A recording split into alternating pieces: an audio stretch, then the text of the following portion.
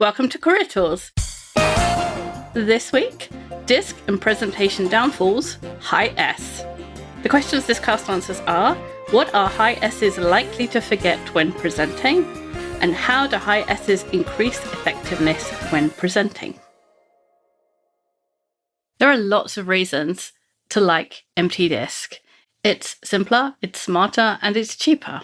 But my favorite reason is that the report gives you pages of answers to the question, well, now, what do I do with this? See, it's all right, very well to know you're a high D, but what does that mean when you come to a high S in a meeting? What should you change? How should you act? What does that mean in terms of your own relationships? We worked really hard to get that into the Empty Disc report, and I'm glad to say that a lot of the feedback is people really being able to use that. So I encourage you to try it too. This is the third in our series of presentation downfalls casts. We've already done D and I, now we're on to S. We'll do C in about a month or so. And each of the disc profiles has their own strengths and weaknesses. There are things that come easy to different profiles, and there are things that are more difficult for each of the profiles. And high Is find presenting the easiest, although it's not necessarily that they're the best, it's just that they don't mind being up in front of people and being the center of attention. And then the other thing is each of us bring weaknesses to the presentations. Each of us have things that we're not good at, but that doesn't mean we can't overcome them, because we can do anything if we think about it first. We can behave any way we like if we think about it first. So that's what we're trying to help you with. Presentations come in a variety of forms: motivational, educational, briefings, instructive, problem solving, and so on. And so what we're talking about in this guidance specifically is business presentations where you're trying to get a group to agree to your proposal. So as a high S, what are the things that you're most likely to stumble with if you're creating this kind of presentation? And we're going to try and help you not to stumble, to know where your weaknesses are, and to mitigate them. Right, exactly. Our outline for today is very simple. Number 1 is consider your audience. Number 2 is set a date. Number 3 is content. Number 4 is pre-wire. And number 5 is rehearse. Very, very simple. Yeah. And I guess we should say before we start, if you don't know what a high S is and you're listening to this cast and go, I don't even know what one of those is. It's part of the Empty Disc profile. It's a behavioral profile that tells other people and yourself how you prefer to communicate. And it's divided into 2 sets of 2 almost. So there are assertive people and reserved people. There are people-focused people and task-focused people. And the combination of each of those, so people and task, for example, gives you the letter that you are, so D, I, S, or C. And S's are people-focused and reserved. And that means that they are the kind of people that talk softly and slowly and have a cushion when you go to their cube so that you'll be comfortable. They're the people that care about other people, but they like everything to be nice and calm and peaceful. And that gives them some benefits when they're presenting and some weaknesses. The key to success for anyone presenting anything at any time is to consider the audience first. It isn't an instruction just for high S's. All profiles, everyone needs to do this. You may have heard us say maybe once or twice that communication is what the listener does. And sending the information in a manner that makes sense to the listener is how you make it easiest to understand for them. It's how you make it as effective as possible for them, because that's what matters, is how they internalize it, right? So high S's are the most likely of the 4 styles to consider other people, but perhaps you don't know how differently they think from you. In this guidance, we're going to give you some hints so that you can be helpful to them. So as a high S, you like change to come slowly, if at all. You want to hear the rationale, the explanation, the details of why this would be good for the team. And other styles are much less bothered by this. High Ds and Is can change their minds 10 times before it's time for you to change your socks. and they don't think twice about it. They're absolutely fine with it. In fact, if there isn't enough change going on, D's and I's will create some just to have some. And when you take your normal pace and include all of the information that you think is persuasive, that would persuade you, all you're doing is irritating them. And they're less likely to agree with you, not more likely. So your natural style will cause the opposite of what you want if you use it, if those people in your audience are D's and I's. So you need to do some things differently. Yeah, and you don't only consider their DISC profile. I mean, I can't think of a situation where you would have, when presenting, an entirely homogenous audience where everyone is high D or everyone is high I. Maybe close, but you would never have an audience where only one profile or a set of, combination, only people-focused people or only task-focused people are there. So it's going to be difficult to cater to just one or two of the DISC profiles. So you have to keep different profiles in mind and understand the attributes of the audience. So, for example, how many people are you presenting to? That's not a DISC thing, but how many people are in the room makes a difference to the way you present, because it affects the amount of interactivity you can have. You wouldn't do a presentation to 4 people in a room the same way that you would do it to 400. So The number of people is important. Absolutely. Another thing to consider is how much specific knowledge does this audience have, right? This would dictate the level of detail that you can expect your audience to understand. If you're reviewing something that they are technical experts in, you're going to get a lot more granular questions. You need to cover much more down into the weeds of the material rather than a group that just has a surface level knowledge of what you're talking about. How much general knowledge does the audience have? That dictates how much background you have to give them. So if it's, a totally other division in your company that you're presenting to, and they have no real idea apart from the title of your division, what your division does, you're going to have to explain that to them first before they understand anything else. Yeah, absolutely. Why does the audience believe they're attending this presentation? I mean, this is going to dictate how much time you'll need to spend directing their attention to where it needs to be. If they're not even sure why they're, in the room, you're going to spend a little bit more time aligning and setting the stage so that they understand the context of why you're there. Exactly. And what else is the audience doing on this day? And an audience that's at a conference and it spends the entire day in presentations is really different to an audience that is only attending your presentation or has just come from another meeting, or it's the beginning of the day or the end of the day. What else is happening in their day, not in your day, but in their day, is important. Yeah. Are you an outside vendor that's presenting something to them and they just got out of a 3-hour all hands meeting? That is definitely important to know. So our next point is set a date. Once you have set a date for the presentation, meet that date no matter what. Not doing so shows weakness and also, more importantly, inconveniences others who have planned on viewing your presentation. You may never feel ready to give that presentation. You may never feel that you have thought enough about the topic, that you've consulted enough people, or that you know the subject deeply enough. You may never feel like it's the right time. There will always be one person who is knee-deep in a project, in conflict with a customer, or having a hard time at home.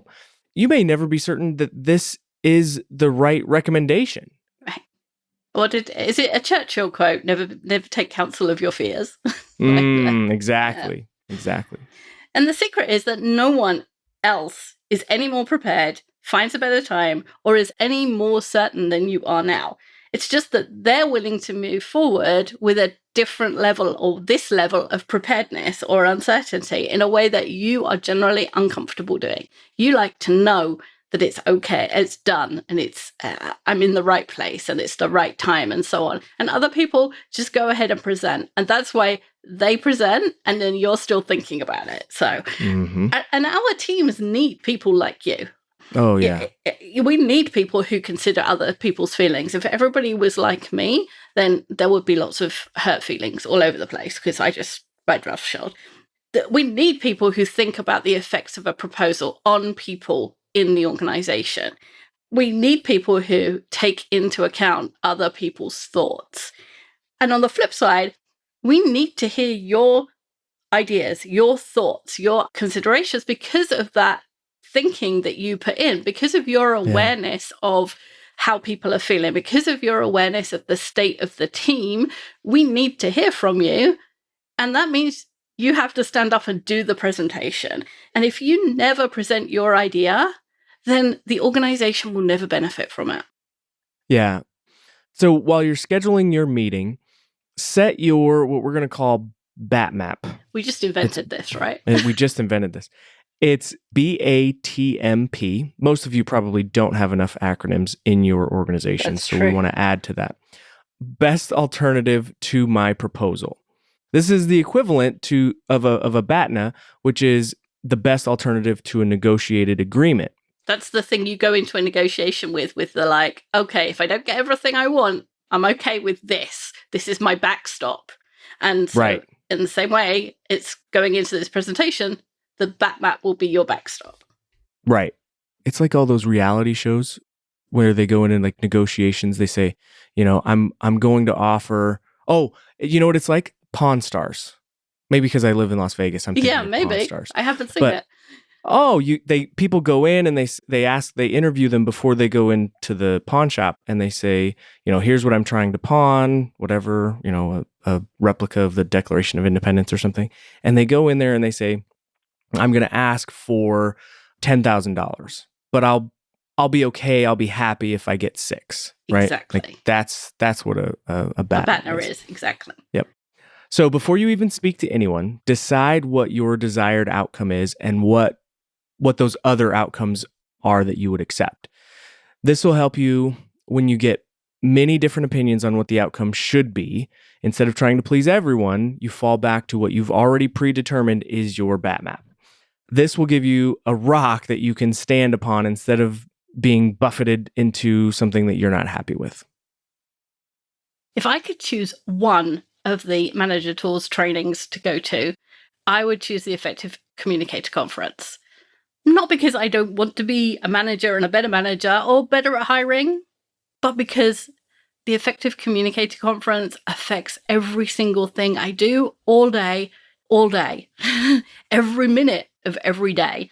I am communicating with someone, and the Effective Communicator Conference tells me what my DISC profile is. It helps me know what other people's empty DISC profiles are, and then it tells me and allows me to practice acting differently so that I get better results. You can use the Effective Communicator Conference on the way home. Like literally as you step out of the conference room. None of our other trainings do that. And so I encourage you to try it. Next, the content. So there are 2 things that the other styles are looking for in the content of persuasive presentation, and they're things that won't come naturally to you. And including them shows the care and consideration that you put in. Others may not remark on them. They might not notice in the sense of, they might not say to you, oh, it was really good that you did this, but you'll get a better reaction if you do this because it's one of those subconscious things about the way people think and whether or not we serve the thing that they're expecting. And people will notice if they're missing. So the first one is bottom line up front, and the second one is facts. So if you don't give a bottom line up front, the high Ds and Is will go, what was that? I don't understand what's going on. And they're 20 minutes in and they still don't know what they're supposed to be doing. And that's bothering them so much that they're not listening to you. The high Ds and Is don't like to wait. They don't want to wait to hear about all the customer surveying you did or all the people you talked to before you decided upon your recommendation. Even though those things are important and understanding who you talk to, the constituents is important in a decision. The Ds and Is can't deal with waiting for that. So they want to know what you recommend right up front. And if they trust you, they may not even listen. They might go, oh yeah, I like that decision, good. And they might not even listen to you talk about the customers. They don't need to hear it in order to make a decision. You need to have done it, but they don't need to hear about it. They trust you that you've done your research, you've consulted the right people, you've made sound recommendations, and they just don't need to hear the details.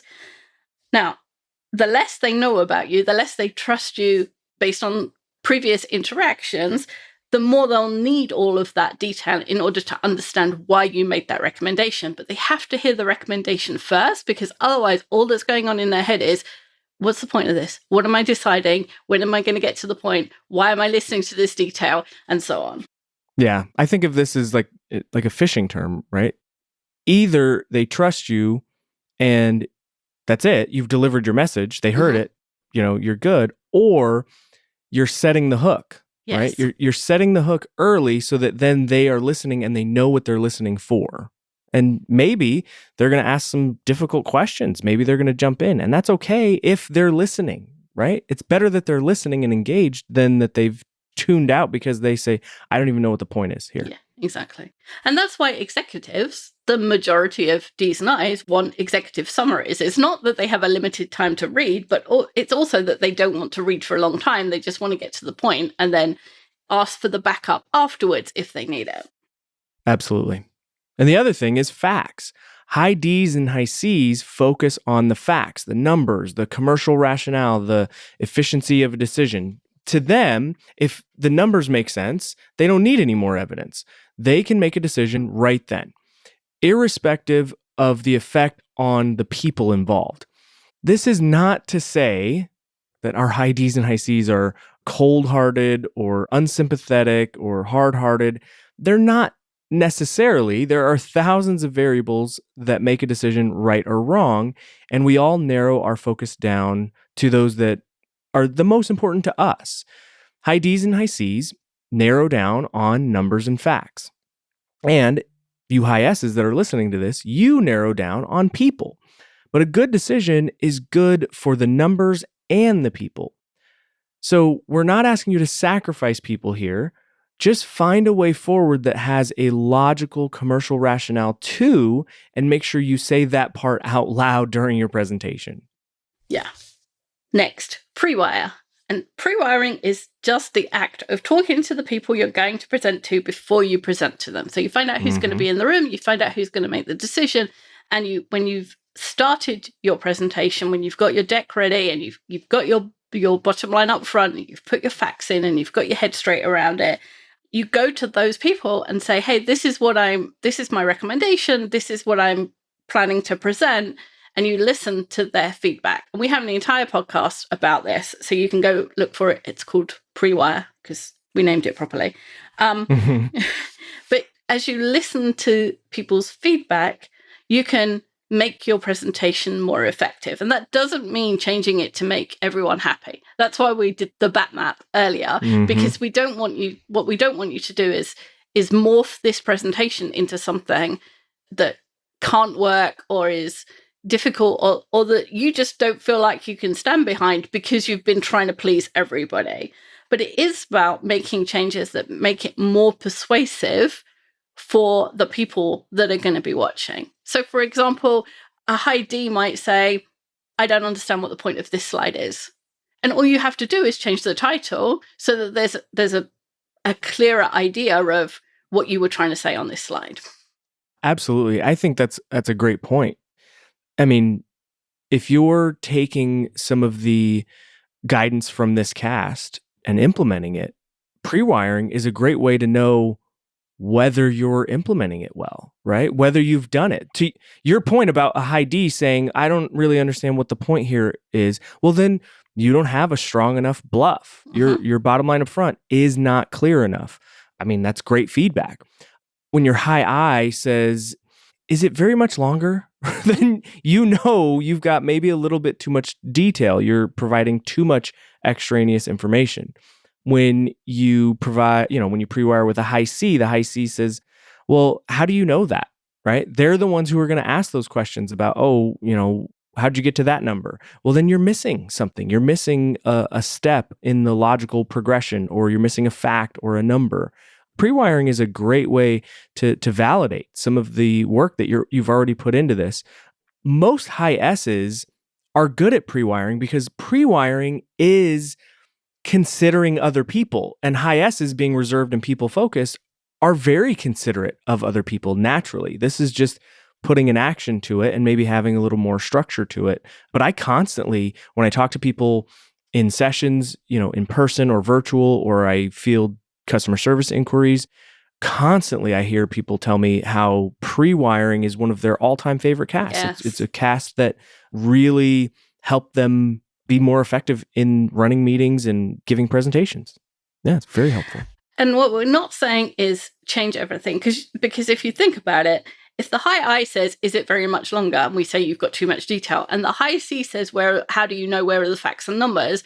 And you want to add that detail. Those two things are opposing, right? Mm-hmm. But that doesn't mean you have to change it. You could do an addendum, a handout that had all the detail in it. Or you could say, I'll send you the numbers afterwards in a spreadsheet, for the high Cs who want to see the detail and not do it in the presentation.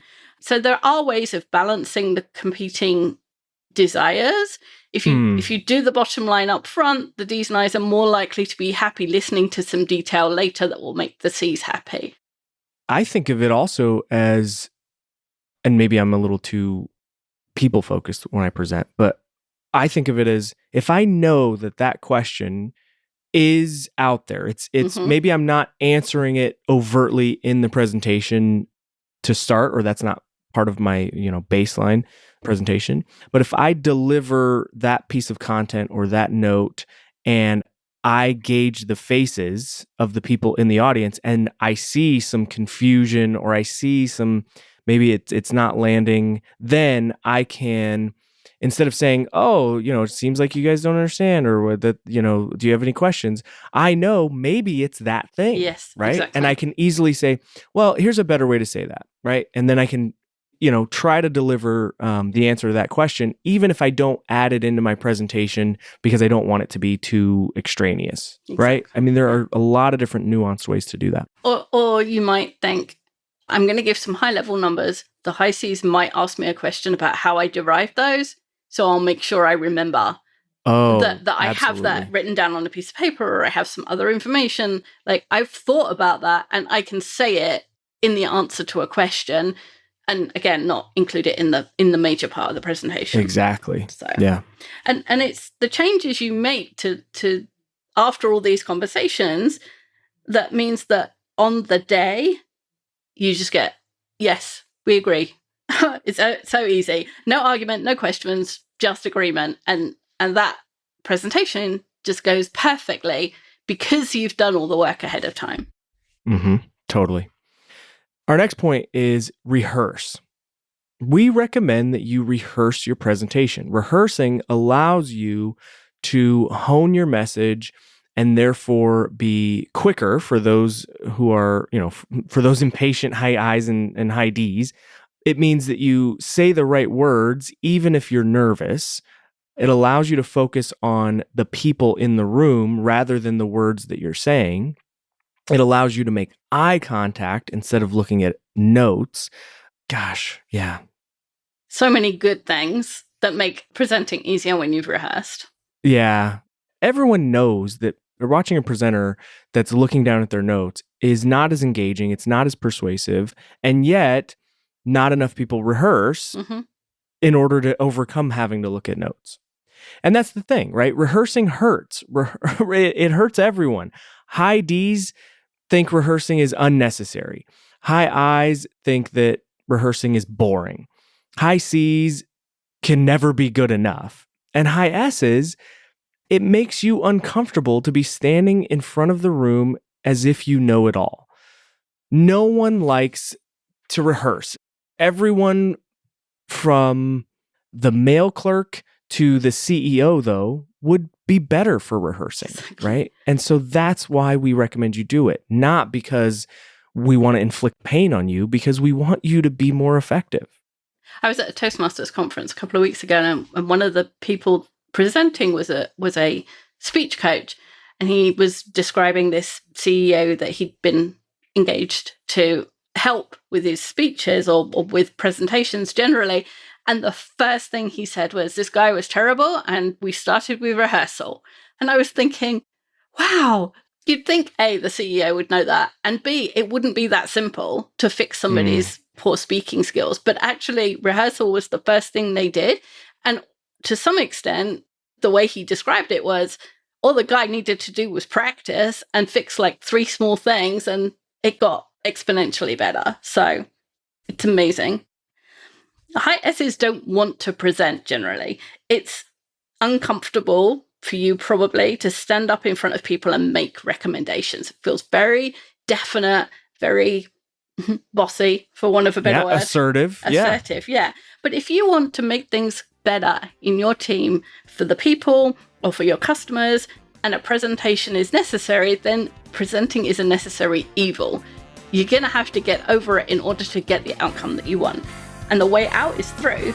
And you can present as well, if not better, than other styles, as long as you make the changes that we've recommended and rehearse. That's right. That's all for this week. We'll be back next week with a new topic. Thanks, Andrew. Thanks, Wendy. Bye, everyone. Bye, everyone.